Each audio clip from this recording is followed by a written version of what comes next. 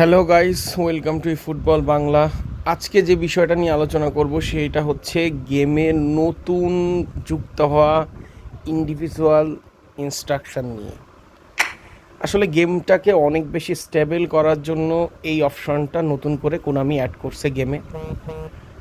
যাদের হচ্ছে অ্যাটাকিংয়ে সমস্যা ছিল, ডিফেন্সে প্রবলেম ছিল, বিশেষ করে কুইক কাউন্টারে যারা খেলে, যেমন আমি খেলি, যে অপোনেন্ট কাউন্টার করলে আপনার ডিফেন্স পজিশনে থাকে না, পজিশন ছেড়ে উঠে যায় ডিফেন্স, উইং ব্যাকগুলো সামনে যায় অ্যাটাক করতে, আর নিচে আসার মধ্যেই আমি কাউন্টার গোল হজম করে ফেলি।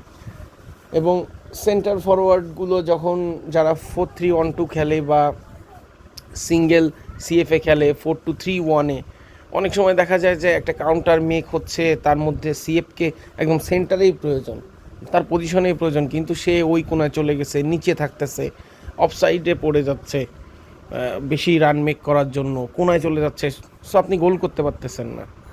এই সমস্যা থেকে সমাধান পাওয়ার জন্য এই ইন্ডিভিজুয়াল ইনস্ট্রাকশানের এই অপশনটা অ্যাড করছে কোনামি। এখন কথা হচ্ছে যে গেম এটা আসার পরে অনেকেই এইটার ইউজ জানে না, মানে কীভাবে এটা ব্যবহার করতে হবে, কোনটা দিলে কি হবে, সেটা ব্যাখ্যা করার জন্যই হচ্ছে আমি এই ভিডিওটা করতেছি, এবং আশা করি প্রপারভাবে আপনাদের এক এক করে বুঝিয়ে দিতে পারবো। তো প্রথমে যদি আমি আসি, প্রথমে থাকছে অফেন্স ওয়ান। এখানে যে অপশানটা থাকছে সেটা হচ্ছে ডিফেন্সিভ। এখন কথা হচ্ছে এইখানে, এই যে আপনি অফেন্স ওয়ানে, মানে যখন আপনি অ্যাটাকিংয়ে যাবেন, ঠিক আছে, সেই সময়টায় দেখেন একটা জিনিস এখানে দেখানো হয়েছে, the instruct player will refine from pushing forward in offence. তখন আপনার যদি আপনি এখান থেকে ডিফেন্সিভ একটা অপশন সিলেক্ট করে দেন যারা অ্যাটাকে উঠতে পারে, ধরেন বেলিংহাম বা এই প্লেয়ারটা, তাহলে সে তার পজিশন হোল্ড করে থাকবে, সে খুব বেশি উপরে উঠবে না, ঠিক আছে। এটা হচ্ছে আপনি কাউন্টার টার্গেটে যখন কাউন্টার করতে যাবেন ওই সময়ের কাজ। আর মানে অ্যাটাকে আপনার সাথে খুব বেশি জয়েন করবে না, সে তার পজিশন হোল্ড করে থাকবে। আর অফেন্সিভ যখন দিবেন, আমি যদি ক্যাসিমিরোকে অফেন্সিভে সেট করে রাখি, তাহলে কাউন্টার অ্যাটাকের সময় ক্যাসিমিরো মূলত অ্যাঙ্করম্যান, খুব বেশি উপরে কিন্তু ওঠে না, তো সেও কিন্তু আপনার সাথে অ্যাটাকে জয়েন করবে। সো এখানে আপনি অ্যাটাকের জন্য আরও বেশি স্টেবল, আরও বেশি সাপোর্ট পাচ্ছেন, এবং সাথে সাথে আপনি যদি পজিশন হোল্ড করেও রাখতে চান অ্যাটাকের সময়, না ঠিক আছে কাউন্টারটা আমি খুব বেশি হজম করব না, তাহলে হচ্ছে এই অপশনটা আপনার কাছে থাকতেছে, ঠিক আছে। যেমন একটা অফেন্সিভ ফুলব্যাক, যদি আমি আলফানসো ডেভিসের কথা বলি, আলফানসো ডেভিসকে আপনি অ্যাটাকে ইউজ করতে পারবেন, আবার যদি ডিফেন্সিভ অপশনে আলফানসো ডেভিস সেট করে রাখেন, তাহলে সে তার পজিশন হোল্ড করে থাকবে, কারণ আলফানসো ডেভিস হচ্ছে অফেন্সিভ ফুলব্যাক, অ্যাটাকের সময় আপনাকে অ্যাটাকের সাথে উঠবে, মানে সে অ্যাটাকে জয়েন করবে। এটা যদি আপনি না চান, তার ডিফেন্সিভের মতো রাখতে চান, ডিফেন্স করাইতে চান, তার পজিশনে হোল্ড করতে চান, তাহলে আপনার এই অপশনগুলো ব্যবহার করতে হবে। আশা করি বুঝতে পারছেন। এবং এই অফেন্সে দুটো অপশন আছে। এখন কথা হচ্ছে যে আমি যদি এইটাতে আমি আলফানসো ডেভিস সেট করে দিই, এবং এইখানে হচ্ছে ক্যাসিমিরোকে সেট করে দিই, এবং অ্যাঙ্করিং, একটা গুরুত্বপূর্ণ অপশন অ্যাঙ্করিং, যেটা বলতেছিলাম যে আপনি 4-3-1-2 খেলতেছেন, আপনি অ্যাটাকিং মিড থেকে সিএফের কাছে বল দেবেন, আপনার একটা স্কোর করতে হবে, কিন্তু আপনার সিএফ পজিশনে নাই, আপনি এক সিএফে খেলতেছেন, সিএফ পজিশনে থাকতেছে না, তো আপনি যদি এখান থেকে সিএফ একটা সেট করে দেন, তাহলে সেই সেন্টার ফরওয়ার্ডটা সব সময় তার পজিশনে থাকবে, একদম সিএফের আশেপাশেই থাকবে, মানে ওই পজিশনটা আশেপাশেই থাকবে, কোনায় চলে যাবে না, উইংয়ে চলে যাবে না। সো আপনার অ্যাটাকিংটা আরও বেশি স্টেবল হবে, আপনার অ্যাটাকগুলো আরও বেশি স্টেবল থাকবে। তো এটা হচ্ছে বিষয়। তো এখান থেকে একটা সিলেক্ট করে দেবো আমি ডিফেন্সিভ, ওকে ডান। যে কোনো একটা করে প্লেয়ার, আপনি দুইটাতে দুইটা প্লেয়ার সেট করতে পারবেন। এবার আসি ডিফেন্স অপশানে। এখানে অপশান আছে টাইট মার্কিং। টাইট মার্কিংটা হচ্ছে, ধরেন অনেকেরই দেখা যায় যে ব্লিস কালার কার্ড আছে, যে যে মানে খুব মানে আনইউজুয়াল পজিশন থেকে কাল মেরে গোল দিয়ে দিচ্ছে এইসব পুলিশ কালার দিয়ে। তারপরে ওই যে কিকিং পাওয়ারওয়ালা 106-এর মেসি, মানে কোনো রকম টার্ন করতে পারলে শ্যুট করলেই হচ্ছে গোল হয়ে যায়। এই ধরনের প্লেয়ার যারা আপনাকে অনেক বেশি প্রবলেম দিতে পারে আপনার মনে হয়, সেই প্লেয়ারকে আপনি টাইট মার্কিংয়ে রাখতে পারবেন। অপোনেন্ট, এটা অপোনেন্টের প্লেয়ার। প্রথমে ধরেন হাল্যান্ডকে আমি টাইট মার্কিংয়ে রাখবো।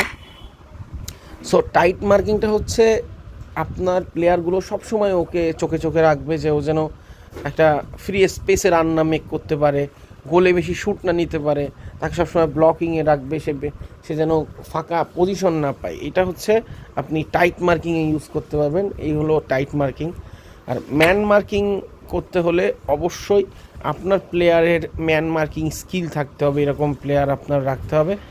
তো আমি সেভিলাকে দিয়ে ম্যান মার্কিং করাবো, মানে অপোনেন্ট প্লেয়ারের একটা ম্যান সবসময় মার্কিংয়ে থাকবে। ধরেন হল্যান্ড ওর স্কোর করবে, সো হল্যান্ডকে আমি ম্যান মার্কিংয়ে রাখবো। তাহলে কী হবে, হল্যান্ড যখনই আসবে তখনই হচ্ছে আমার সাবিলা হল্যান্ডের সাথে সাথে থাকবে, যেটা হচ্ছে বাস্তবের ফুটবলে দেখা যায় যে খুব মার্ক করে রাখে সিএফকে।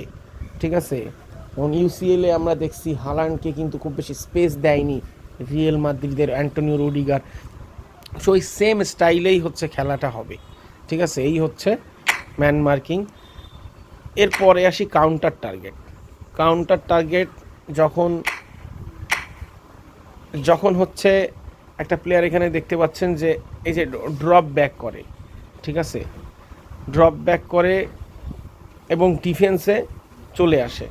যদি আপনি কাউন্টার টার্গেটের প্লেয়ার সেট করেন যে অপোনেন্ট প্লেয়ার কাউন্টার আসতেছে বা কাউন্টার করতে হবে, তখন আপনি কিন্তু যদি মেসিকে বা এমবাপ্পেকে কাউন্টার টার্গেটে রাখেন এখানে, তাহলে ও এসে ওর ওই ভিতরে ঢুকে আপনার কাউন্টার টার্গেটগুলো ওর কাউন্টার অ্যাটাকের যাতে না করতে পারে সেসব পজিশনে এসে বলগুলো আটকানোর চেষ্টা করবে। এই হচ্ছে আপনার কাউন্টার টার্গেট ডিফেন্সে এসে। এবং ডিপ লাইন হচ্ছে নিচে চলে আসবে। যেমন আমাদের গেমে কিন্তু একটা অপশন আছে, যেমন এই মেসি ডিপ প্লেইং ফরওয়ার্ড, মানে নিচ থেকে নিচে থাকবে আবার উপরের দিক রান মেক করবে।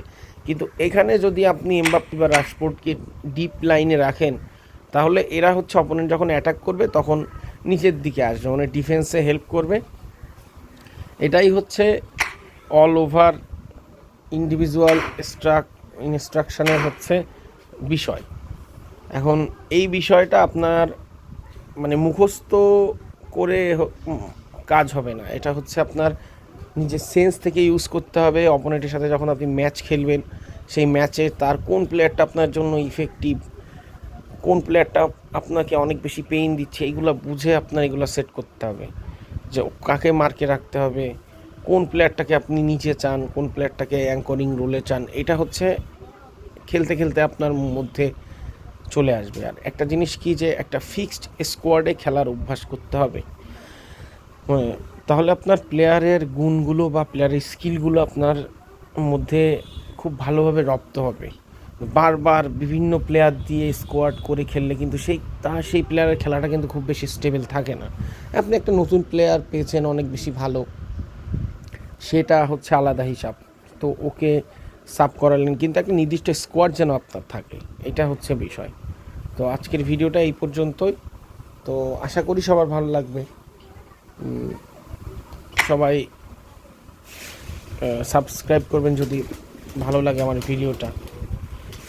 যদিও আমি নতুন চেষ্টা করতেছি, মানে ভিডিওতে নতুন, গেমে নতুন না, চেষ্টা করব যে আরও বেশি ভালো করার, এটাই হচ্ছে বিষয়। তো আপাতত এই পর্যন্তই, সকলকে ধন্যবাদ।